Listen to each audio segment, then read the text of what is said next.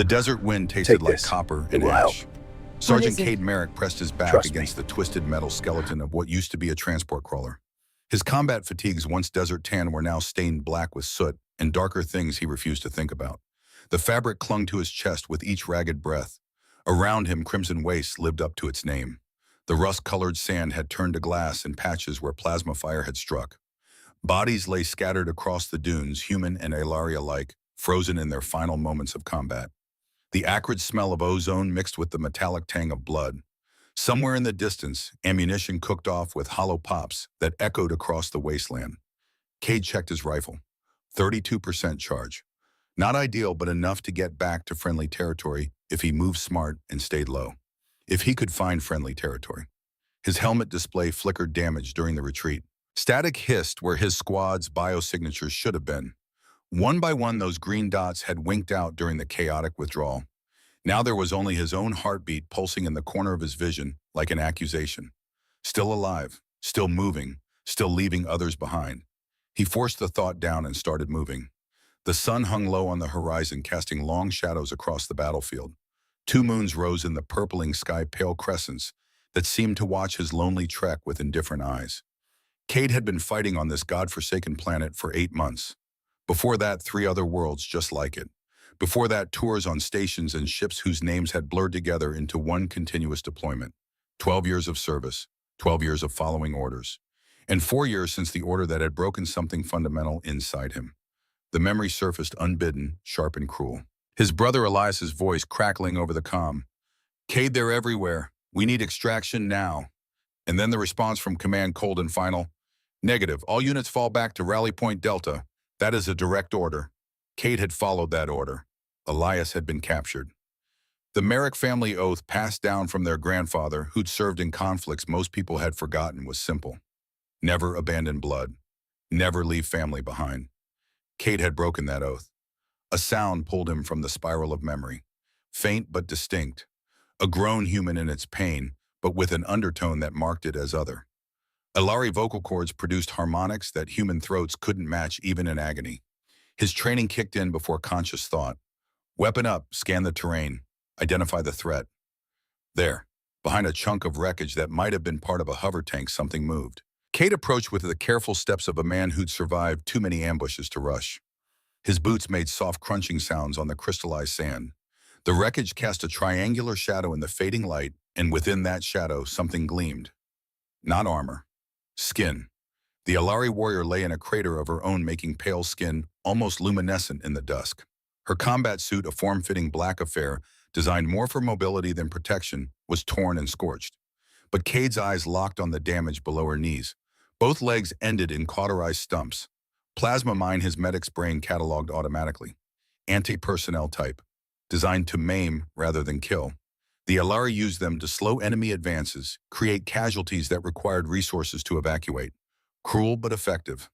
The warrior's eyes opened. They were the color of winter ice, pale blue, with an inner light that seemed to glow. Those eyes fixed on Cade with an intensity that made him forget for just a moment that she was legless and bleeding out in the sand. Her hand moved toward a sidearm that wasn't there.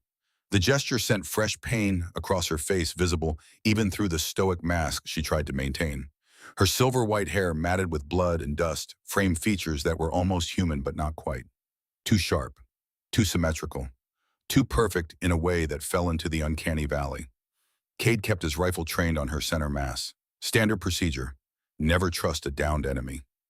She said something in her native tongue, musical and harsh at the same time. His helmet's damaged translator caught fragments. Leave. Dignity. Warriors. "I don't understand," Cade said, his voice rough from smoke and screaming orders that no one had been alive to follow. The warrior switched to standard, her accent thick but comprehensible. "Kill me or leave human. I require no pity from your kind." Cade should have left. Every regulation, every hour of training, every survival instinct screamed at him to turn around and move toward the evacuation point. She was the enemy. She was dying. She wasn't his problem. But he'd been a combat medic for 8 years before they had handed him a rifle and told him to kill instead of save. Old habits died hard. He lowered his weapon slightly and stepped closer. That's when he saw it. The armor plating on her right shoulder bore distinctive markings. Not rank insignia. Something else.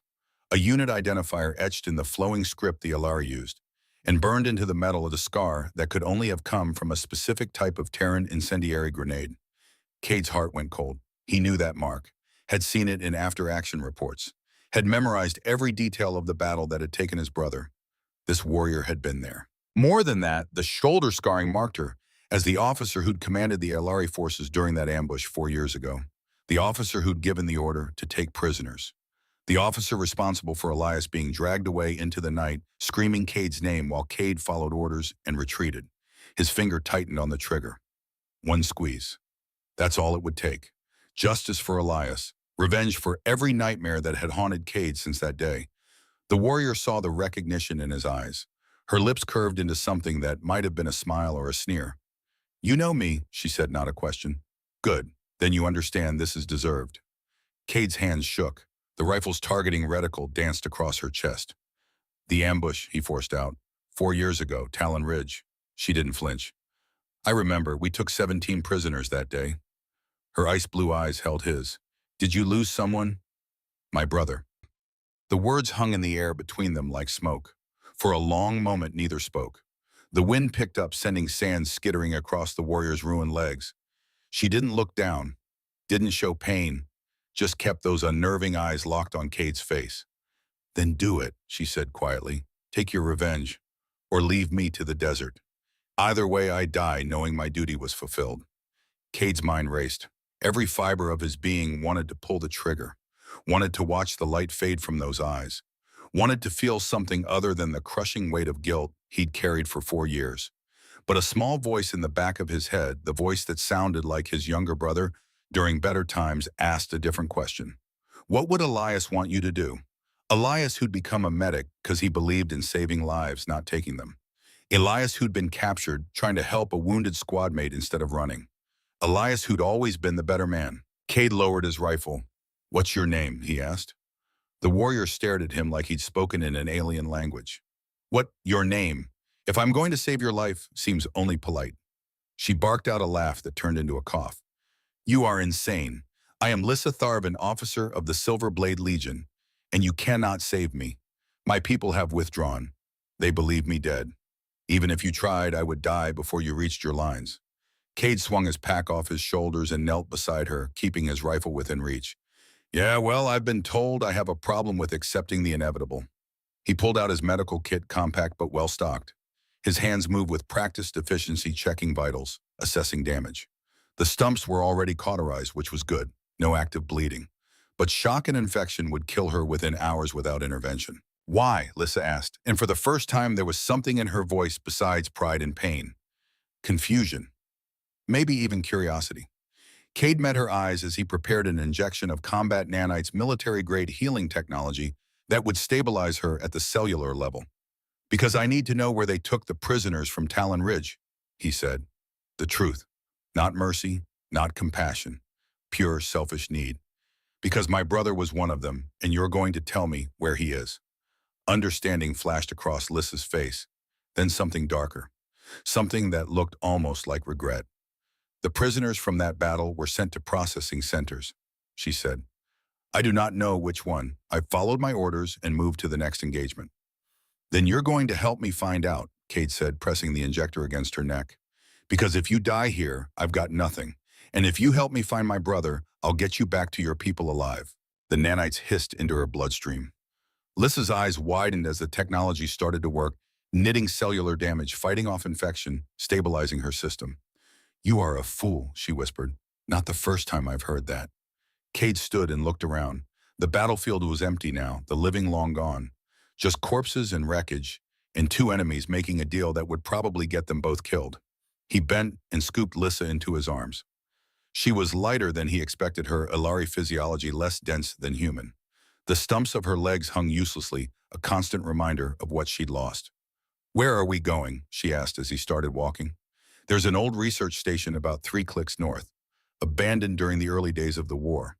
If we're lucky, it'll have shelter and maybe some equipment we can use. And if we're not lucky, then we die in the desert instead of on this battlefield. At least it'll be a change of scenery." Lissa made a sound that might have been a laugh. "You have a strange sense of humor for a human." Yeah, well, you get shot at enough times you either learn to laugh or you eat your sidearm. They moved in silence after that, Cade's boots crunching across the crystallized sand while the twin moons climbed higher in the darkening sky. His helmet display was completely dead, now the last flicker of power finally giving out. No nav system, no comm, just his sense of direction and the faint outline of structures on the horizon. The weight in his arms was constant, a reminder of the choice he'd made. A choice that violated every protocol, every regulation, every survival instinct. But also somehow the first choice in 4 years that felt right. They'd gone maybe half a click when Lissa spoke again. The prisoners from Talon Ridge were not harmed, she said quietly. I made certain of that. It was against my orders, but I refused to allow torture. For what small worth that information holds. Cade kept walking, but something in his chest loosened slightly. Why, Purpa? Because I am a warrior, not a butcher. There is a difference, though war makes many forget. Another 100 meters passed beneath Cade's boots. They made me leave him, Cade said, the words coming out before he could stop them. Command ordered a full retreat. I followed orders, left my brother behind. And you have carried that guilt ever since. Wouldn't you too? Lissa was quiet for a long moment. Yes, she finally said. I would. The research station materialized out of the gloom like a ghost. Angular architecture half buried by years of wind-blown sand, the geometric precision marking it as pre-war construction. Before the politics and the territory disputes had escalated into open conflict. Before Crimson Waste had earned its name. Cade found an entrance that was only partially collapsed and picked his way through, carefully, his rifle's light cutting through the darkness. Inside, the air was stale but breathable. Emergency lighting flickered to life as his movement triggered ancient sensors, casting everything in sickly green. He set Lissa down on a relatively clean section of floor in what looked like a medical bay. The room was surprisingly intact, equipment covered in dust but still present. Examination tables, diagnostic scanners, and in the corner a large machine that made Cade's heart skip, a military-grade cybernetic fabrication unit. Is that what I think it is? Lissa asked, following his gaze. Yeah, battlefield prosthetics station. They used to deploy these at major engagements, fabricate replacement limbs for wounded soldiers on site. Cade moved closer, checking the power cells. Still charged, miracle of pre-war engineering. I can make you new legs. Lissa's expression was unreadable. Alari do not use prosthetics. We believe in natural perfection. Augmentation is considered, she searched for the word, weakness. Good thing you're not with your people right now then. Cade started activating the system, watching screens come to life one by one. This isn't some cosmetic upgrade. This is function, mobility, survival. I will be seen as corrupted, impure. You'll be alive to be seen as anything at all. Cade pulled up the fabrication database and started inputting parameters. Height, weight, muscle density. The system would custom build prosthetics matched to her physiology. But then he saw the warning label flash on the screen. Neural interface required for optimal functionality. His finger hovered over the confirmation button. Neural interfaces created a direct connection between the prosthetic and the user's nervous system.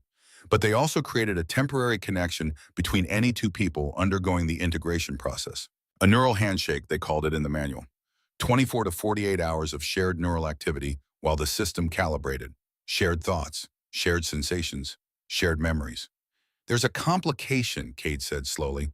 The interface requires a neural link during the integration process between you and me, since I'll be conducting the procedure. Lissa went very still. What does that mean? It means for about 2 days we'll be connected. Mentally, might see each other's memories, feel each other's emotions. It's temporary, but it's, he struggled for the right words, intimate. And without this interface, the legs will work but barely. You'd have maybe 30% functionality. Enough to hobble, not enough to fight or run. Lissa's jaw tightened. Cade could see the war behind her eyes. Pride versus pragmatism. Cultural programming versus survival instinct. If I allow this, she said carefully, and you see my memories of Talon Ridge, what then? Then I know the truth, one way or another. And if the truth is that I ordered the ambush, that I specifically targeted your unit, because intelligence said you were carrying high-value equipment, Cade felt his hands curl into fists, forced them to relax. Did you Defied? Yes. The word hung between them like a blade. But I also ordered it that prisoners be taken alive and treated according to the Accords. Lissa continued, her voice steady. I also countermanded a superior's order to execute wounded captives. I also specifically requested that all prisoners be sent to standard processing facilities, not black sites. Your superior, Cade said, pieces clicking together. General Koros Ven. Lissa's eyes widened slightly. You know the name. Everyone knows the name. The butcher of 3 colonies. Yeah, I know him. He wanted to make examples of your people. I refused. It cost me any hope of further advancement, but I refused. Cade studied her face looking for deception, found only exhaustion and a strange kind of defiance. Why tell me this now? Because if we do this neural interface, you will see it anyway. Better you know before you decide whether to help me. Cade looked at the machine, then at Lissa, then at his own hands. Hands that had held his brother's service photo every night for 4 years. Hands that had failed to pull Elias out of that ambush. Hands that might finally find a way to make things right. All right, he said, let's do it. The procedure took 2 hours to set up. Cade had performed field surgeries before patched-up wounds that should have been fatal kept Marines alive through sheer stubborn will and medical training. But this was different, more delicate, more invasive. The fabrication unit built the prosthetics while Cade prepped the neural interface. The legs emerged from the machine like something from a fever dream. Sleek black polymer that mimicked muscle structure, reinforced joints that could handle impacts. Human bones would shatter under feet, designed for both combat and civilian use. Beautiful in a way, terrible in another. Lissa watched the process in silence, her face an unreadable mask. Cade wondered what she was thinking, if she was afraid, if Aelari even felt fear the way humans did. This is going to hurt, he said as he positioned the first prosthetic. The neural integration process is intense. I have endured pain before. Not like this. This is your nervous system learning to accept something foreign. Your brain will fight it. The interface has to override those signals. Just do it. Cade attached the first leg. The prosthetics connection ports aligned with the neural terminals in Lissa's cauterized stumps technology, interfacing with biology in ways that still seemed like magic despite the science behind it. He activated the integration sequence. Lissa's scream echoed through the abandoned facility. Cade felt it hit him like a physical blow. Not the sound, but something deeper. The neural interface was already forming, creating pathways between their minds. He felt phantom pain in legs he still had, felt Lissa's agony as if it were his own. He gritted his teeth and attached the second prosthetic. Another scream. This one took longer to fade. Then silence. Lissa was breathing hard, her pale skin shining with sweat. The prosthetics lay still, waiting for the neural pathways to form. Cade could see muscle impulses trying to fire her brain, attempting to communicate with limbs that weren't responding yet. How long? She managed. System says 12 hours for basic integration, 24 for full control, 48 for complete calibration. And the neural link, already forming. Can you feel it? Lissa closed her eyes. Cade saw her face shift, emotions flickering across it like shadows. Then her eyes snapped open and locked onto his. I can feel your guilt, she whispered. It is crushing. How do you carry such weight? Practice, Cade said, his voice rough. What else can you feel? Determination, anger, fear. She tilted her head, and underneath it all, hope. You truly believe you can find your brother. I have to. Even after 4 years, the statistical probability of a prisoner surviving that long. I don't care about statistics. A memory flashed across Cade's mind, sudden and vivid, but it wasn't his memory. He saw the ambush at Talon Ridge from a different angle through Aelari eyes, saw his own unit pinned down, saw the desperate defense, saw himself screaming into his comm, begging for extraction, saw the order come down from Koros to execute prisoners, saw Lissa refuse, saw her demotion on the spot, the shame in her fellow officers' eyes, the knowledge that her career had just ended, and saw her order the prisoners loaded onto transports anyway alive and relatively unharmed. You saved them, Cade breathed, as many as you could. Lissa's expression was pained. Not all. Koros had some executed before I could intervene. Their deaths are on my conscience, as the survivors are perhaps the only honor I have left. Another memory surfaced, this one from Cade. The moment he'd received the order to fall back from Talon Ridge. The moment he'd looked back and seen Elias surrounded, going down under weight of numbers. The moment he'd chosen orders over blood. Lissa gasped. You see him, she said, every night, in your dreams. Yeah. He calls your name. Yeah. And you run, every time you run. Cade's jaw clenched. Yeah. They sat in silence, two warriors bound by trauma and technology, seeing each other's failures reflected like mirrors. A tremor shook the facility. Dust rained from the ceiling. Cade's combat instincts flared, and he felt Lissa tense through their connection. Another tremor stronger this time. Seismic activity, Lissa said. This region is unstable. That is why the research station was abandoned. How unstable? A section of ceiling collapsed 3 rooms away, the crash echoing through the empty corridors. Extremely. Cade helped Lissa to her feet. The prosthetics responded sluggishly, not yet integrated enough for smooth movement. She swayed and he caught her, their neural link flaring with shared vertigo. We need to move deeper inside, he said. The outer chambers are too exposed. Without asking permission, he lifted her again. This time she wrapped her arms around his neck and without protest pragmatism overriding pride in the face of imminent burial. They navigated the twisting corridors following emergency lighting that flickered with each tremor. Behind them, Cade could hear sections of the station collapsing. In front, darkness waited. He found a chamber that looked like it had once been some kind of clean room, reinforced walls designed to protect delicate equipment. More importantly, it had only one entrance and no windows. Easy to defend, hard to escape from. Cade set Lissa down and immediately started checking the structural integrity. Through their link, he felt her doing the same, her tactical mind, cataloging exits and defensive positions despite her condition. We could be trapped here for days, she said, or hours if the next quake brings the whole place down. You have a gift for encouraging thoughts.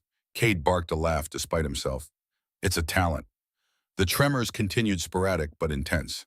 Cade set up what supplies he had, rationing water and nutrition bars. Enough for maybe 3 days if they were careful. The prosthetics would continue their integration process regardless of whether they were buried alive or not. Night fell outside, though they couldn't see it in their reinforced tomb. The temperature dropped and Cade activated a portable heater. They sat across from each other in the dim light, the neural link between them growing stronger by the hour. Tell me about your brother, Lissa said suddenly. Cade looked up surprised. Why tired?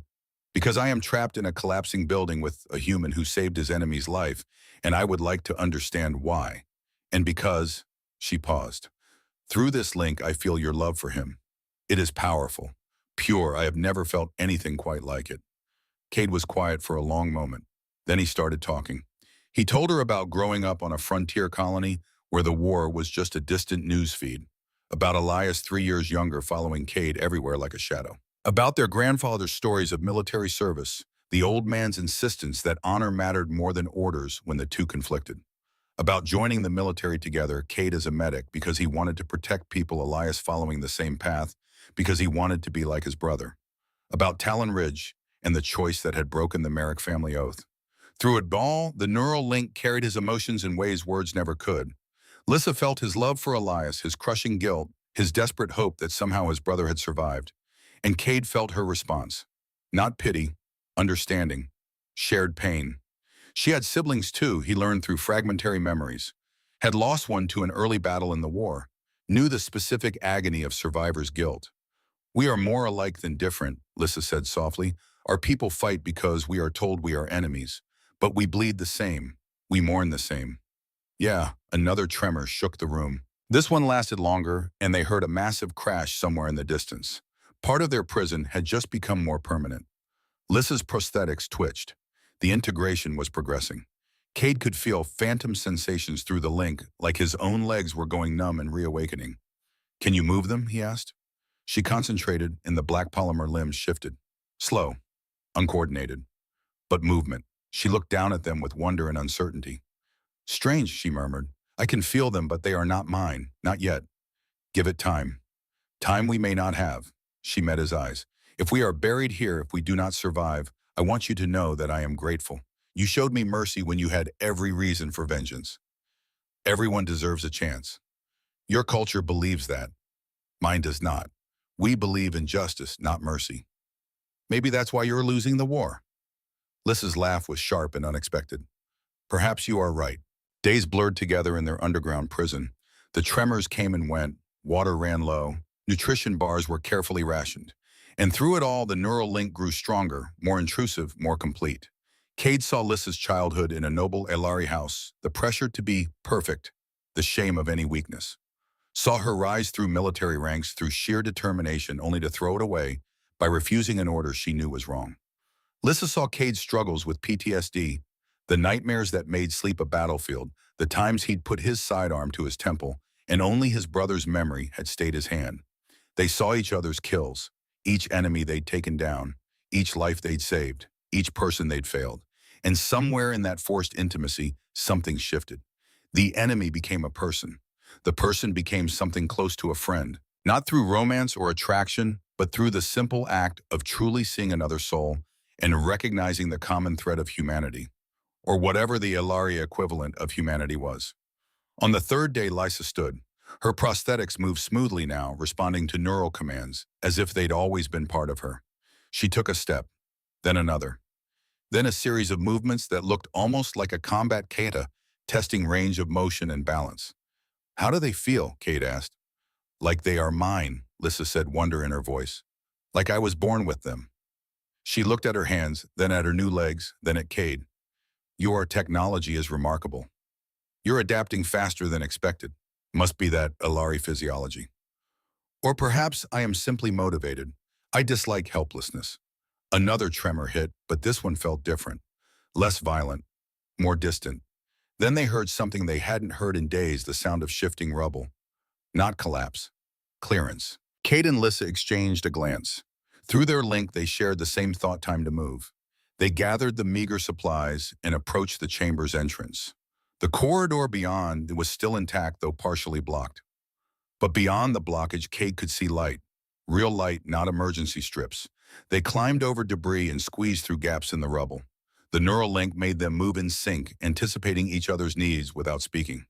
When Lysa's prosthetic caught on a piece of rebar, Cade knew to stop before she said anything. When Cade's rifle snagged on twisted metal, Lyssa was already reaching back to free it. They emerged into what remained of the medical bay. The ceiling had partially collapsed, creating a ramp of debris leading up and out. Sunlight streamed through the gap, warm and orange, and impossibly welcome. Cade went first, testing each foothold. Lyssa followed, her new legs gripping and balancing with inhuman precision.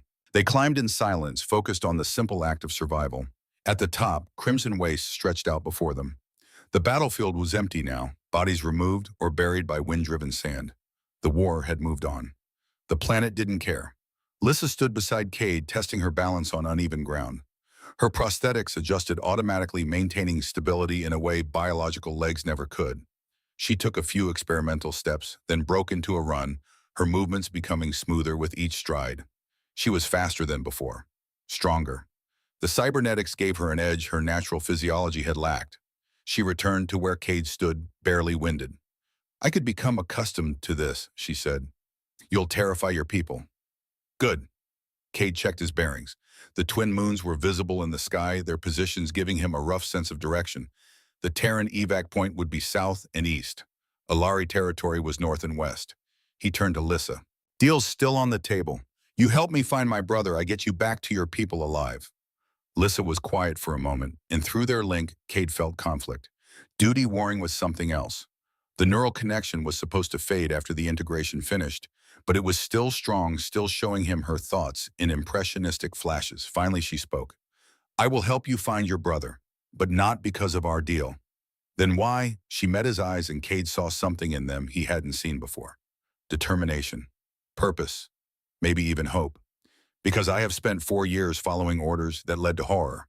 Because I have watched my people commit atrocities in the name of racial purity.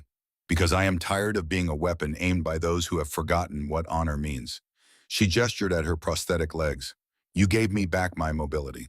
Let me give you back your brother. And perhaps together we can give both our people to something better than this endless war."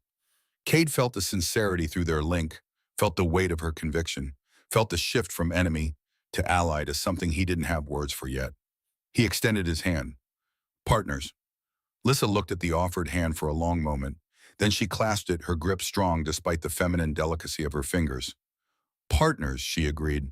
They stood together on the ruins of a battlefield, two warriors from opposite sides of a war, bound by technology and trauma, and a shared goal. The neural link between them pulsed with possibility. Somewhere out there, Elias might still be alive, and Cade finally had a chance to keep the promise he'd broken 4 years ago. The first step of a very long journey had just been taken. 4 months had changed everything. The safe house was a converted mining outpost on the edge of the neutral zone, a strip of territory neither side claimed, but both used for purposes they didn't discuss in official channels. Cade stood at the window watching sand devils spin across the empty expanse between human and Alari territory. Behind him, Lissa moved through a combat sequence that would have impressed any drill instructor in the Terran Alliance. Her legs blurred with speed, transitioning from defensive stances to offensive strikes with fluid precision. The advanced polymer gleamed in the harsh morning light, streaming through gaps in the corrugated metal walls. She'd become something more than she was before. Faster, stronger, deadlier. Genahuen, Cade said without turning around. Lissa reset. Her breathing was controlled efficient. The sequence began again, this time incorporating the Terran close quarters combat techniques Cade had taught her over the past weeks. Alari grace merged with human brutality, creating something hybrid, something new. The neural link had faded 3 months ago, exactly as predicted, but the connection it had forged remained in other ways.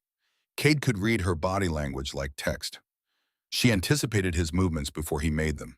They'd become a two-person unit operating with the efficiency of a squad that had trained together for years. Muscle memory and shared experience, not mysticism, but effective nonetheless.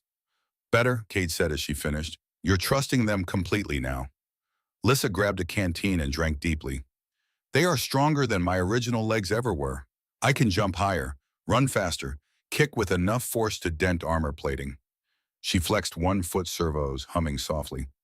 My people would call me abomination. I find I prefer the term improved. Cade turned from the window. 4 months of living rough had worn them both down to essentials. His face was leaner, harder. Lissa's silver-white hair was cut short now, practical rather than decorative. They looked like what they were, soldiers on an impossible mission. The walls of the safe house were covered in maps, intelligence reports, intercepted communications. Red strings connected names and locations in a web that had taken months to construct. At the center of it all, a single word written in Cade's handwriting, Eliam. Anything new? Lissa asked, moving to stand beside him. Cade pointed to a notation he'd added that morning. Signal intercept from Thessia. She's confirmed movement of high-value prisoners to a facility in the HFY Mountains. Designation Site 17. Vex's territory. Yeah. Senator Thane Vex was a name that appeared in too many dark corners of the war. Officially, she was a vocal hawk in the Terran Senate, pushing for total victory at any cost. Unofficially, intelligence suggested she had financial interests in prolonging the conflict. Weapons contracts, medical supplies, reconstruction, rights to conquered territories, and now apparently illegal research facilities. Thessia also sent this. Cade pulled up an image on a battered datapad. It showed the facade of a mountain facility, all stark concrete and defensive emplacements. Thermal scans show it's heavily occupied, at least 200 personnel split between human and Alari. Lissa's expression darkened. Working together, Koros and Vex. Looks that way. They'd pieced together the conspiracy over the past months. General Koros Ven, the butcher of 3 colonies, had a counterpart on the human side. Together, they'd been orchestrating attacks designed to inflame tensions, prevent peace talks, keep the war machine grinding forward. And somewhere in that machine, Elias Merrick was caught. When do we move? Lissa asked. Cassian's due here at noon. We coordinate with him and Thessia plan the infiltration. Whoosh, Cade checked his rifle for the 100th time, a nervous habit he couldn't break. This is it. If Elias isn't there, he is there. Lissa's hand touched his arm briefly, a gesture of reassurance. I know it. Cade wanted to ask how. The neural link was gone, but maybe some connections ran deeper than technology. The sound of an approaching vehicle broke the moment. Cade moved to the window, weapon ready, then relaxed as he recognized the armored transport. Cassian's personal vehicle, modified with enough firepower to qualify as a light tank. The man who emerged was in his early 40s with iron gray hair and the kind of face that had seen too much and somehow kept going anyway. Captain Cassian Reeve moved with the economy of motion that marked career soldiers, his uniform identifying him as Terran intelligence. He'd also been Cade's first commanding officer, the man who'd trained him as a medic, the man who'd been there the night Elias was taken. Sir, Cade said as Cassian entered the safe house. Drop the Sir, Merrick. I'm operating off book here. Cassian's eyes moved to Lissa assessment without hostility. Commander Tharvin, your reputation precedes you. As does yours, Captain Reeve. Lissa inclined her head slightly. Though I confess I am surprised to find a Terran intelligence officer aiding a deserter and his companion. Companion, Cassian repeated with a slight smile. That's diplomatic. He dropped a case on the table and opened it, revealing weapons ID chips and tactical gear. I'm helping because what's happening at Site 17 is an abomination that violates every treaty both sides have signed, and because I owe Kate a debt I can never repay. Talon Ridge, Lissa said quietly. Yeah, I was the one who gave the order to retreat. Left his brother behind because command said the equipment we were carrying was more valuable than the lives we'd lose in an extended engagement. Cassian's jaw tightened. I've regretted that order every day since. Cade felt old anger stir, then settle. He'd worked through it over the months. Had come to understand that Cassian had been following orders just like Cade had. They were both cogs in a machine that chewed up brothers and spit out survivors. What's the tactical situation? Cade asked, redirecting to safer ground. Cassian pulled up holographic displays. Site 17 is built into a mountain complex. 3 levels, heavy security, minimal windows. Main entrance is a choke point designed to funnel attackers into kill zones. Secondary access through maintenance tunnels, but those are monitored and trapped. Aerial insertion, anti-air coverage makes that suicide, and the facility has its own shield generators. We'd need a full assault force to crack it. Cassian zoomed in on a section of the mountain. But there's another option. Old mining shaft sealed off decades ago. Thessia's people have been mapping it. Leads directly into the lower levels. Lissa leaned forward, studying the route. Confined space. No retreat if we're discovered. We would be trapped like vermin in a tunnel. Yeah, but it's the only way in that doesn't involve announcing ourselves to every guard in the facility. Cassian looked at them both. This is a 2-person insertion. 3 maximum. Small team surgical strike. Get in, locate the prisoner, get out. When? Cade asked. Tonight. Thessia's arranged for a systems malfunction that'll take the security grid offline for exactly 43 minutes. After that, we're on our own. Cade and Lissa exchanged a glance. 4 months of preparation had led to this moment. We're ready, Cade said. Cassian nodded. Good, because there's something else you need to know. He pulled up a classified document, redacted text visible in fragments. Thessia managed to extract partial records from Site 17. The facility isn't just holding prisoners. It's conducting experiments, genetic modification, cross-species hybridization. Lissa went very still. Cade felt his stomach drop. They're trying to create human Alari hybrids, Cassian continued, soldiers who combine the best traits of both species, enhanced strength, faster healing, neural compatibility with advanced AI systems. The ultimate weapon. That is impossible, Lissa said, but her voice lacked conviction. Our species are too genetically different. Every attempt at hybridization has failed. Every natural attempt, Cassian corrected. But with forced gene splicing, viral vector insertion, cybernetic augmentation, Vex's scientists think they've cracked it. And your brother, he looked at Cade, is apparently one of their test subjects. The room spun. Cade gripped the table edge, knuckles white. Elias, changed, modified, turned into something other than human. How long has he been there? Cade forced out. Records suggest he was transferred to Site 17 18 months ago, before that standard POW facility. But once Vex started this program, Cassian trailed off, the implications clear. 18 months of experimentation, of forced modification, of torture dressed up as science. Lissa's hand touched his shoulder. When he looked at her, he saw his own horror reflected in those ice-blue eyes. We will get him out, she said. Whatever they have done to him, we will get him out. The mining shaft smelled of rust and ancient earth. Cade descended first, a rappelling line whispering through his gloved hands. His helmet light cut through absolute darkness, illuminating rock walls that bore the scars of industrial excavation from a time before the war. Above him, Lissa followed with the grace of a spider, her prosthetic legs finding purchase on surfaces that would have challenged biological limbs. Cassian remained topside, monitoring security feeds and ready to provide extraction if things went sideways. They reached the bottom after a descent that seemed to take hours but was probably only 20 minutes. The shaft opened into a horizontal tunnel, reinforced with metal supports that groaned ominously as they moved past. Map says this connects to the facility's lower maintenance level, Cade whispered into his comm. His voice sounded flat in the enclosed space absorbed by stone and darkness. Lissa moved up beside him, her movements silent. She'd adapted to the prosthetics so completely that Cade sometimes forgot they weren't original equipment. They navigated the tunnel using ancient rail tracks as guides, stepping over debris and pools of stagnant water. Twice they heard the rumble of machinery above them, the facility's life support systems churning through their cycles. The tunnel terminated in a sealed door, heavy metal with a digital lock that glowed faint red in the darkness. Thesia said the security malfunction should have opened this, Cade said, trying his override code. The lock blinked red. Denied. We are too early, Lissa said, checking her chronometer. 30 seconds. They waited in the darkness, every second stretching like hours. Cade's finger rested on his rifle's trigger, guard not quite ready to fire but close. Old combat habits. The lock blinked green. The door opened with a hiss of equalizing pressure.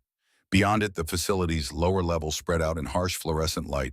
Maintenance corridors empty at this hour stretched in 4 directions. Cade consulted the map Thesia had provided. Detention area is 2 levels up east wing. We take the service elevator, avoid the main corridors. They moved quickly through the maze of passages, 2 shadows flitting past pipes and junction boxes and warning signs in 3 languages. The facility was a monument to paranoia, security cameras on every corner, biometric scanners at every checkpoint. But Thesia had done her job well. Each scanner they approached flashed green, accepting the false credentials she'd uploaded. Each camera panned away at precisely the right moment. 43 minutes. That's all they had. The service elevator was a cage of metal mesh designed for moving equipment, not people. It shuddered and groaned as they ascended, the sound loud enough to make Cade's teeth ache. 2nd level, 3rd level. The doors opened onto a corridor that looked different from the maintenance levels. Cleaner, more clinical. This was where the real work of the facility happened, and where Cade heard it for the first time, a scream. Human, male, agonized in a way that bypassed rational thought and went straight to the primal brainstem. Elias. Cade was moving before conscious thought caught up, Lysa right behind him. The screaming led them through winding corridors, past a sealed door with observation windows that showed empty cells. This was a prison, yes, but also a laboratory. They found the source in a room labeled Testing Chamber 7. Through the reinforced window, Cade saw his brother. Except it wasn't his brother. Not entirely. The man strapped to the examination table had Elias's face, his build, his scars from old injuries. But his skin had taken on a faint iridescence, catching the light with colors that didn't exist in human pigmentation. His hair had streaks of silver white running through the brown. And when his eyes opened during a gap in the screaming, they showed Aelari pupils vertical slits instead of rounds. 2 scientists stood nearby, human and Aelari, working side by side, monitoring displays that showed biological data in complex cascades. Rejection response increasing, the human scientist said. Administer suppressants. This is the 14th attempt, the Aelari responded. Perhaps we should consider terminating this subject and moving to fresh stock. Cade's world contracted to a single point of rage. He kicked the door open. His rifle came up. The scientist turned, mouths opening in shock. Step away from him, Cade said, his voice utterly flat. Now. The human scientist reached for an alarm. Lissa put a plasma bolt through the control panel before his hand made contact. The Aelari raised her hand slowly. You are making a mistake, the Aelari scientist said, her voice professionally calm despite the weapons pointed at her head. This subject is property of the Joint Research Initiative. Removing him will try... I said step away. Cade moved closer, and something in his eyes made both scientists back toward the wall. Lissa moved to the examination table where Elias thrashed against restraints, his modified body fighting sedatives that should have kept him unconscious. Up close, the changes were more pronounced. His muscles had been enhanced cords of tissue visible beneath skin that looked like it couldn't decide what species it belonged to. Elias, Cade said, holstering his rifle to work on the restraints. It's me, it's Cade. I'm getting you out. Elias's eyes focused on him. For a moment there was recognition. Then his face twisted into something feral, and he lunged despite the partially released restraints. The punch caught Cade in the ribs, enhanced strength driving the air from his lungs and sending him sprawling. Elias roared a sound that combined human vocal cords with Aelari harmonics, creating something that belonged in nightmares. Lissa stepped between them as Elias tore free of the remaining restraints. Stand down, she commanded in Aelari, her voice carrying harmonics of authority. Elias paused. His nostrils flared, scenting the air. His vertical pupils fixed on Lysa with predatory intensity. You smell like prey, he growled, the words barely intelligible through a throat that didn't quite work right anymore. Like human and Aelari, like... His head tilted, confusion breaking through the aggression. Lissa remained perfectly still, and Cade saw her hand move to her abdomen in a gesture so quick he almost missed it. Then understanding hit him like a physical blow. Lissa was pregnant. The realization came with fragmentary memories from their time trapped in the research station. Nights when the neural link had made them so aware of each other that boundaries had dissolved. Moments of connection that neither had spoken of afterward filed away as necessary survival adaptations in an impossible situation. But biology didn't care about protocol or propriety or species differences. Elias's aggression faded as he continued to scent the air. Offspring, he said, the word coming clearer now. You carry offspring, human and Aelari, natural hybrid. Yes, Lissa said quietly, and you are experiencing rejection because they are trying to force what should occur naturally. Elias looked at his own hands, seeing the mottled skin, the two long fingers that ended in something between nails and claws. What have they done to me?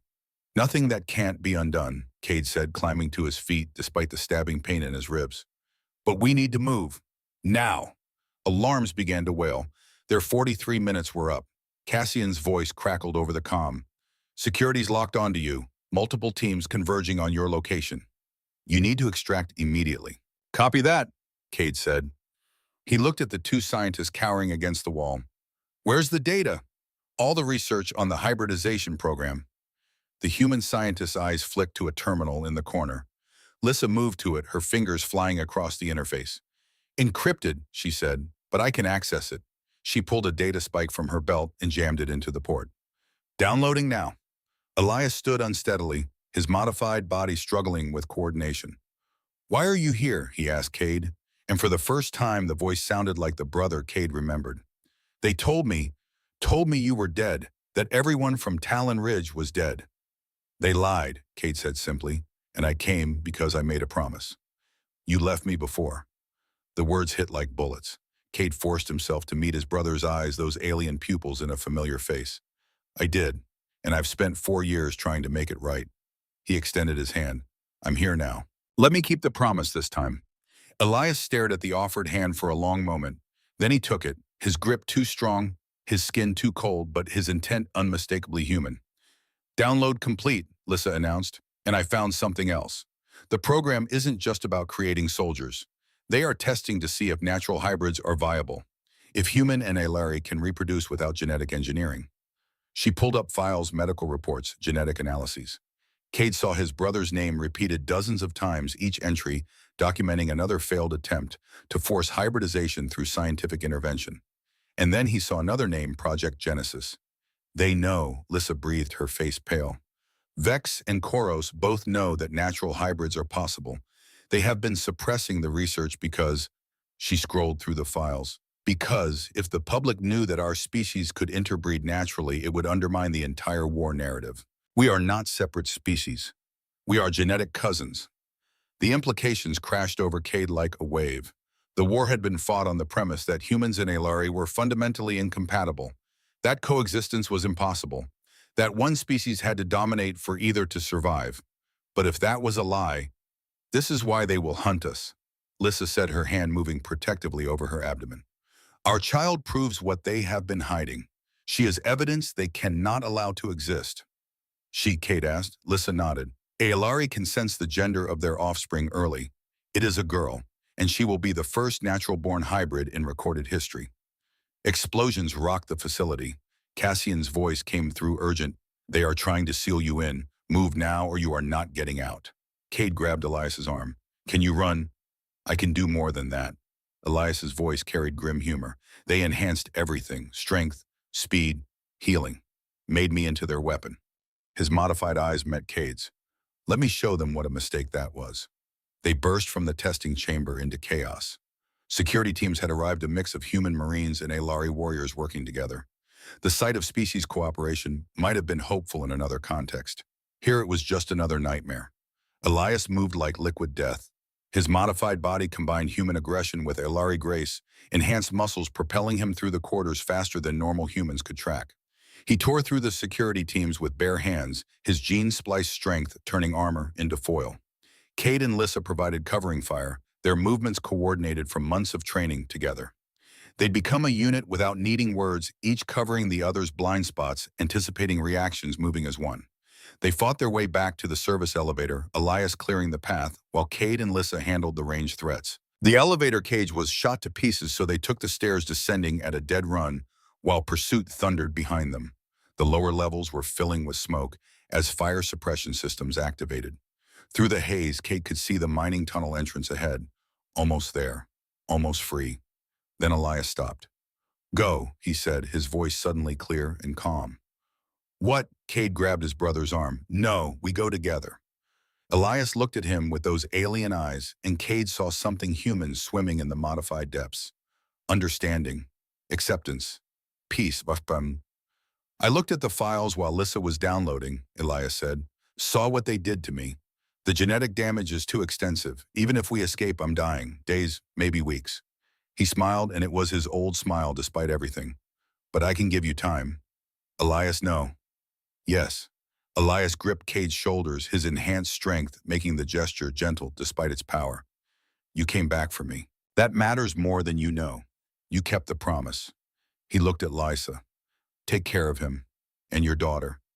Make sure she grows up in a world better than this. He turned before Cade could respond and ran back toward the pursuing security forces. Elias! The explosion that followed shook the entire facility. Elias had found the main power reactor, Cade realized numbly, had overloaded it using knowledge from his engineering training, turning himself into a living bomb. The facility's lights died, emergency systems kicked in, but the damage was catastrophic. Structural supports groaned as sections began to collapse. Lissa dragged Cade toward the tunnel. He moved like a puppet disconnected from his body. Behind them, Site 17 ate itself, the mountain facility crumbling, as fires spread through levels and secondary explosions tore through critical systems. They made the tunnel, made the rappelling lines, made the surface where Cassian waited with transport engines already running. Cade collapsed in the passenger compartment as the vehicle accelerated away. Through the rear viewport, he watched Site 17 disappear in a plume of smoke and fire. Elias was gone. Truly gone this time. But he'd chosen it, had made the sacrifice not because he was abandoned, but because he was loved. Because his brother had come back for him against impossible odds. Because the promise had been kept, even if the outcome wasn't what either had hoped. Lissa sat beside Cade in the darkness, her hand finding his. Through the touch, he felt her own grief, her understanding, her shared pain. He saved us, she said quietly. He destroyed all their research, set back their program, years, maybe permanently. He's gone. Yes, but not forgotten, never forgotten. Her other hand moved to her abdomen. I will tell our daughter about the uncle who sacrificed himself so she could be born. About the man who proved that honor and love matter more than genetics or species. Cade couldn't speak, could only hold on to Lissa's hand like an anchor while grief threatened to drown him. Cassian drove in silence, giving them space to mourn. Hours later, back at the safe house, Lissa showed Cade the data she'd stolen. Genetic analyses, experimental results. And buried in the files a report that confirmed what Elias had discovered, natural human-Alari hybrids were not only possible but genetically superior to forced hybridization. Stronger, more stable, more viable. The war's foundational lie exposed in clinical detail. They will come for us, Lissa said, when Vex and Koros realize what we have, what our child represents. Let them come, Cade said, his voice empty. I've got nothing left to lose. You have everything to lose. Lissa's hand covered her abdomen. We both do. Our daughter deserves a chance to live, to grow up in a world where she is not hunted for what she is. Cade looked at her, really looked. Saw the Alari warrior who'd become his partner. Saw the mother protecting her unborn child. Saw the woman who'd shared his mind and his pain and had somehow become the most important person in his life. Not through romance, through shared purpose, through mutual respect forged in fire and loss. Then we make that world, he said, whatever it takes. Whatever it takes, Lissa agreed. Outside, the twin moons rose over crimson wastes, pale and distant and uncaring. The war continued. Vex and Koros still pulled their strings. The conspiracy still turned. But somewhere in the darkness, a hybrid child grew. Evidence of what both sides desperately wanted to hide. And two warriors, human and Alari, prepared to protect that evidence with everything they had. The hunt was over. The real war was about to begin. 4 months could be a lifetime. Lissa stood at the edge of the temple ruins, her silhouette sharp against the setting sun. 9 months pregnant, she should have been somewhere safe, somewhere protected. Instead, she was here on Crimson Wastes, where it had all begun. The precursor temple rose from the desert like a skeletal hand reaching toward uncaring stars. Ancient stone, weathered by millennia of wind and war, formed archways that defied conventional physics. Symbols covered every surface, writing from a civilization that had died long before humans or Ilari had learned to make fire. Cade watched her from the shadow of a broken column. Her hand rested on her swollen abdomen, a gesture that had become unconscious over the months. The advanced prosthetics that had saved her life now supported the weight of two. She is active today, Lissa said without turning around. I think she knows something is happening. Babies don't know anything, Cade replied, moving to stand beside her. They just exist.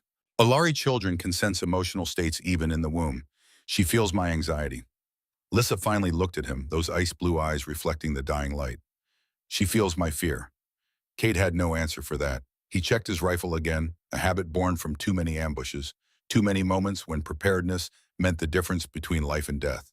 The temple compound spread below them a maze of broken walls and shattered plazas. Cassian and Thessia had chosen this location for the meeting with moderate leaders from both sides. Neutral ground, sacred ground, the kind of place where truces were supposed to mean something. Cade didn't believe in sacred ground anymore. Only in what you could defend. Movement? Thessia's voice came through the comm, professional and calm. 3 vehicles approaching from the northwest. Terran markings. Copy that, Cassian responded. A Hilari delegation arriving from the east. Right on schedule. Lissa's hand tightened on Cade's arm. Something is wrong. What? I do not know, but I feel it. Her eyes scanned the temple ruins with tactical precision. We should not be here. Before Cade could respond, the world exploded. The vehicles erupted in plasma fire, their armored hulls peeling back like foil. Figures stumbled from the wreckage, moderates from both sides, the politicians and generals who'd been brave enough to consider peace. Then the kill teams arrived. They poured from hidden positions in the ruins, a coordinated strike force of human marines and Alari warriors. Not the conscripts or the believers. These were professionals, mercenaries. The kind of soldiers who fought for credits, not causes. Koros and Vex had set the trap perfectly. Ambush! Cassian's voice cut through the comm. All units defensive positions. Protect the delegates. Cade pulled Lissa toward cover as plasma bolts seared the air where they'd been standing. His rifle came up, targeting threats with muscle memory older than conscious thought. 2 shots, 2 bodies dropping. Around them, what should have been a peace meeting transformed into a massacre. The moderate leaders tried to run, tried to find shelter in the ancient ruins. The kill teams cut them down with professional efficiency. No hesitation, no mercy. Just the cold calculus of murder, dressed up as military necessity. Thessia fought like a demon, her command of Ayalari combat techniques, buying precious seconds for survivors to scatter. Cassian moved with the economy of a man who'd seen too many battles, each shot deliberate, each movement calculated. But they were outnumbered 3-1. Cade and Lissa fell back to a defensible position, a half-collapsed shrine with walls thick enough to stop plasma fire. Lissa's movements were slower now, hampered by pregnancy, but her aim was perfect. Each shot from her sidearm found a target. They are not trying to capture, she observed, her voice clinical despite the chaos. This is extermination. Yeah, Cade dropped an empty magazine and slapped in a fresh one. Koros and Vex are tying up loose ends. Anyone who wants peace dies today. A contraction hit Lissa like a physical blow. She gasped, doubling over, one hand braced against the ancient stone. No, Cade said the word more prayer than statement. Not now, not here. I do not believe our daughter cares about timing, Lissa managed through gritted teeth. The contraction paused, leaving her pale and shaking. That was the 3rd one in the last hour. How far apart? 20 minutes, then 15. That one was perhaps 10. Cade's medical training kicked in despite the battle raging around them. 10-minute intervals meant active labor. Meant they had maybe an hour before the baby came ready or not. Cassian, he called into the comm. We need extraction. Now. Working on it, came the terse reply. But we're pinned down. The kill teams have anti-air coverage. Anything that flies gets shot out of the sky. Another contraction. Lissa's fingers dug into Cade's arm hard enough to leave bruises. Her breathing came in controlled bursts, discipline applied to biological imperative. Through the shrine's broken walls, Cade could see the battle shifting.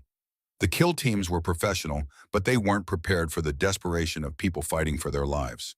Survivors clustered into defensive groups, human and Ilari shoulder to shoulder, united by the simple arithmetic of survival.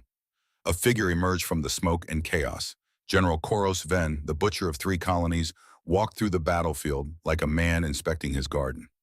His silver armor bore the scars of a dozen campaigns, and his face held the kind of certainty that came from believing absolutely in one's righteousness. Behind him, Senator Thane Vex moved with the predatory grace of someone who'd never personally pulled a trigger, but had ordered countless others to do so. Her civilian clothes looked wrong in the combat zone, a reminder that some people fought wars from behind desks. Enough! Koros's voice boomed across the compound, amplified by his armor's speakers. Cease fire! Let me address the survivors. The shooting stopped. An eerie silence descended, broken only by the crackle of flames and the moans of the wounded. Koros surveyed the carnage with satisfaction. You see now the futility of your peace fantasies. There can be no coexistence between human and Aelari. We are fundamentally incompatible. One species must dominate, or both will perish. Lies! Thessia called out, her voice carrying across the ruins. She stood in the open, defiant, despite the weapons trained on her. We have proof. Scientific evidence that our species can coexist, that we are genetically compatible. Vex laughed, the sound harsh and mocking. Evidence that we've worked very hard to suppress. Evidence that dies with you today. Cade felt Lysa tense beside him. Another contraction, this one stronger. She bit back a cry, refusing to show weakness even now. They are looking for us, she whispered. For our daughter. She is the evidence they cannot allow to exist. Koros's gaze swept across the ruins, systematic and thorough. We know you are here, Commander Tharvin. You and the human medic. Bring us the hybrid child, and we will make the others' deaths quick. Refuse, and everyone here suffers. Cade's hands tightened on his rifle. Every tactical bone in his body screamed at him to stay hidden, to protect Lysa and the unborn child at all costs. But Elias's last words echoed in his mind. Make sure she grows up in a world better than this. A world built on hiding wasn't better. A world where children had to be concealed because their existence threatened power structures wasn't better. A world where fear dictated every choice was just another kind of prison. I'm going out there, Cade said. That is suicide, Lysa hissed. Yeah, probably, but I didn't come this far to hide. He checked his rifle one last time. Besides, someone needs to buy you time to have this baby. Cade, he kissed her forehead, quick and chaste, a gesture of respect rather than romance. Keep her safe. That's an order. Then he stepped out of cover before she could argue. Koros's head snapped toward him, weapons tracking. Cade walked forward with his rifle lowered, non-threatening, just a man crossing a battlefield, like he had every right to be there. Sergeant Cade Merrick, Vex said, consulting a datapad. Combat medic, decorated for valor at the Battle of Ashfall Ridge, reported missing in action 4 months ago. Her smile was predatory. Imagine our surprise when we learned you'd been consorting with the enemy. Consorting, Cade repeated, stopping about 20 meters from Koros. That's one way to put it.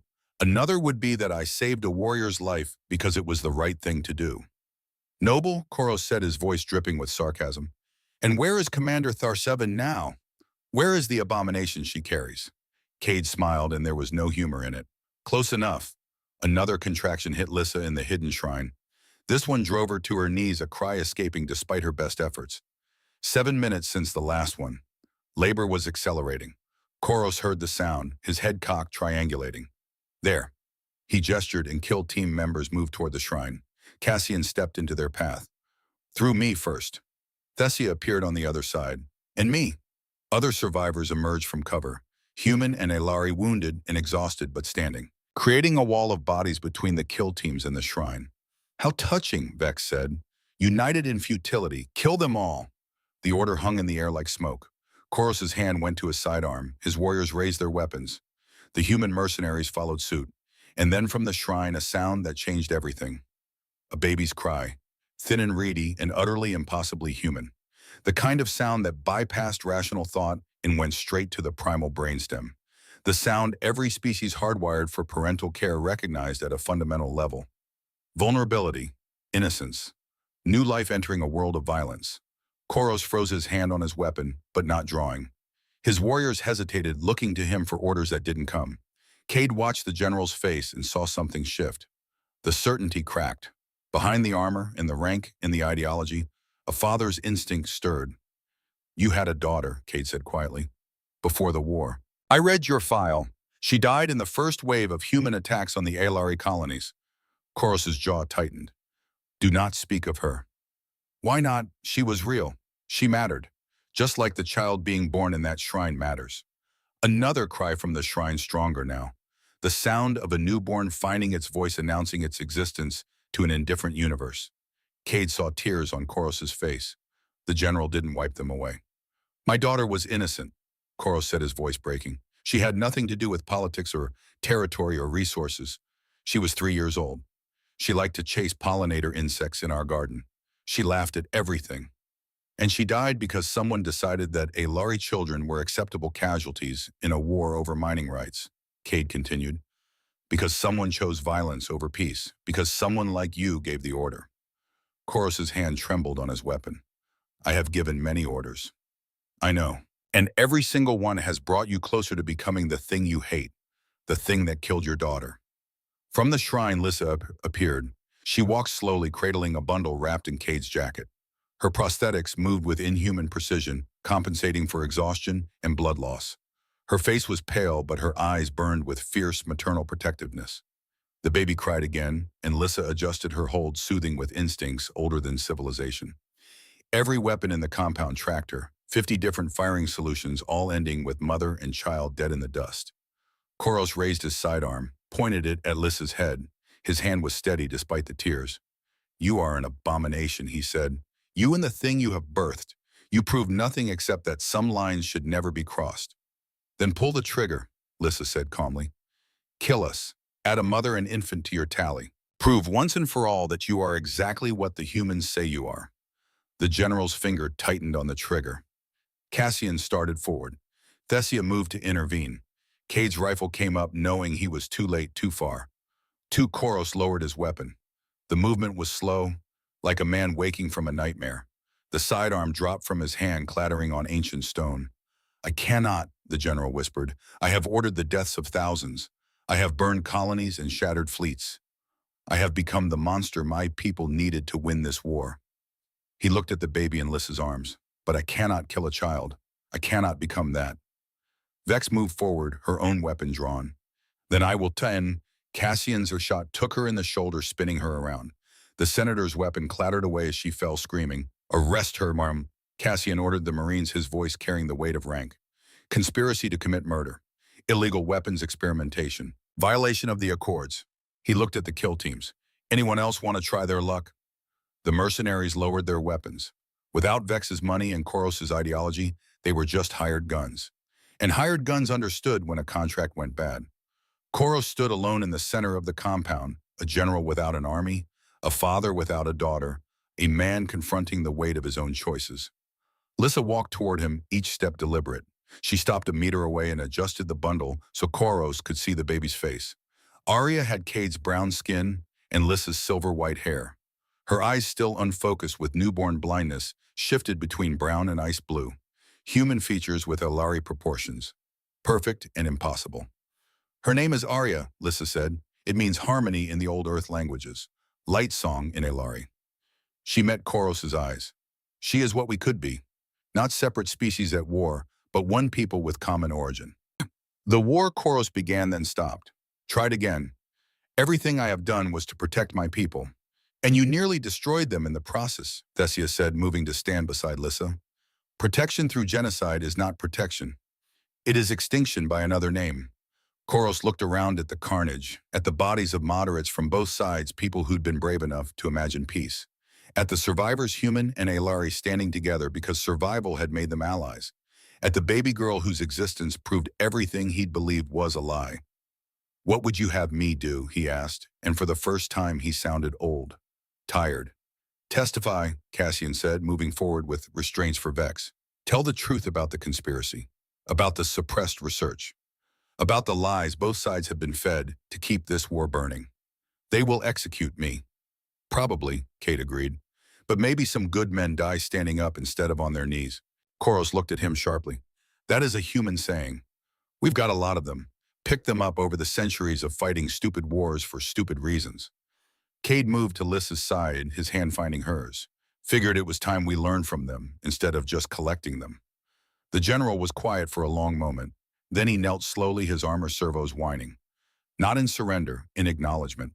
I will testify, he said. I will tell them everything, and I will accept whatever judgment comes. He looked at Arya. But I ask one thing. Let me see her sometimes, as she grows, so I can remember what I almost destroyed. Lissa considered her expression unreadable. Then she nodded. Once a year, under supervision. You may see what your choice here today protected. Koros bowed his head. Thank you. The trials took 6 months. Koros testified for 3 days straight, his voice never wavering as he detailed the conspiracy. Vex screamed threats from her cell until they gagged her. The evidence from Site 17 corroborated everything. Both sides had been lied to. Both sides had been manipulated. The war had stopped being about territory or resources years ago. It had become self-perpetuating, a machine that fed on bodies and ideology and hate. Understanding that didn't erase the dead, didn't bring back Elias or Koros's daughter, or the millions who died fighting for lies. But it was a start. 5 years later, Cade stood on the observation deck of Unity Station, watching ships come and go in the space lanes between human and Alari territory. The station itself was a joint construction, built with technologies from both species, a symbol of what cooperation could achieve. His hair had more gray now, lines around his eyes from too many nights, staying up with a child who thought sleep was optional. But when he smiled, it reached all the way to those lines. Papa? Arya's voice cut through the observation deck's ambient noise. She ran toward him with the unconscious grace of Alari genetics and the boundless energy of human childhood. Her silver-brown hair flew behind her like a banner. Cade scooped her up, grunting at the weight. 5 years old and already strong, a hybrid vigor that pediatricians were still trying to understand. Did you see Papa? The new ship from the 7th colony? It has both human and Alari crew. Her eyes shifted color as she got excited, brown to blue, and back again, a parlor trick she'd learned to control. I saw. Pretty amazing, right? When I'm big, I'm going to have a ship, and I'm going to fly everywhere and show everyone that we can be friends. Lissa appeared from the crowd, moving with the easy confidence of someone who'd long since adapted to her prosthetics. She wore ambassador's robes now instead of combat gear, though Cade knew she kept a weapons locker in their quarters. Old habits. Come, little star, she said to Arya. Uncle Cassian is waiting to take you to the cultural center. Is Aunt Thessia going to be there? Yes, and she has promised to teach you the traditional Alari greeting dance. Arya squealed with delight and wriggled free from Cade's arms. She ran off toward where Cassian waited, the older man smiling as the child barreled into his legs. Cassian and Thessia had married a year after the trials ended, symbolic union between human and Alari leadership. But watching them together, Cade knew it was more than symbol. Some partnerships were forged in fire and came out stronger, like his and Lissa's. They watched Arya disappear into the crowd, a ball of energy and optimism that seemed to infect everyone she encountered. She asked about Elias again last night, Lissa said quietly. What did you tell her? The truth. That he was a hero. That he sacrificed himself so she could be born. Lissa leaned against the observation window, her reflection ghostly in the starfield. She wants to visit his memorial. Cade had built the memorial himself with Cassian's help, a simple marker on crimson wastes near where the war had started for him. Elias's name and the words, he kept the promise. We'll take her next month, Cade said. She should know where she comes from, all of it, the good and the bad. Below them, a shuttle launched from the station, its engines flaring blue-white against the darkness. On board were 30 hybrid children heading to the new integrated school on the 6th colony, Arya's classmates. The first generation born after the truth came out. Not all of them had parents from both species. Some were full human, some were full Alari. But they were learning together, growing up without the hate that had defined their parents' generation. Do you ever regret it? Lissa asked. The choice you made that day on the battlefield. Cade thought about it, about everything that had happened since he'd found a legless Alari warrior and made the stupid, impossible decision to save her. No, he said, not for a second. Even knowing what it come on, especially knowing what it on. Elias died, making sure Arya would have a future. That matters. Maybe it's the only thing that does. Lissa's hand found his fingers interlacing. You still have nightmares. Yeah, probably always will. But they're different now, not about abandoning Elias, about remembering him, honoring what he did. They stood in companionable silence watching the stars wheel overhead. Somewhere out there, war still existed. Conflicts still erupted. Humans and Alari still had disagreements. But they talked now instead of immediately shooting. They compromised. They built things together. It wasn't perfect. Peace never was. But it was better. And better was enough. I need to go, Lissa said. Summit meeting with the outer colonies in an hour. What's the issue this time? Mining rights dispute. Some of the human companies are trying to extract from sites the Alari consider sacred. She smiled wryly. Typical. You'll work it out. You always do. She kissed his cheek, a gesture of affection that had taken years to feel natural. Pick up Arya from the cultural center at 6 and already on my schedule. Lissa left moving through the crowds with purpose and grace. People moved aside for her, human and Alaria alike, showing respect for the woman who'd become the face of integration. Cade remained at the observation window watching the stars. The universe didn't care about human drama or Alari politics or the small victories of species learning to coexist. But Cade cared. Lissa cared. Arya and her generation cared. And sometimes caring was enough. He turned from the window and headed toward the exit. There was a ceremony this afternoon honoring those who'd fallen during the war. Cade made a point of attending everyone, remembering the Khatwam, honoring the sacrifice, making sure that the peace they'd built stayed precious. Because freedom, peace, understanding, none of it came free. It was paid for in blood and tears and broken promises finally kept. And as long as Cade drew breath, he'd make sure no one forgot that. Some promises were worth everything it took to keep them. That was the legacy. That was enough.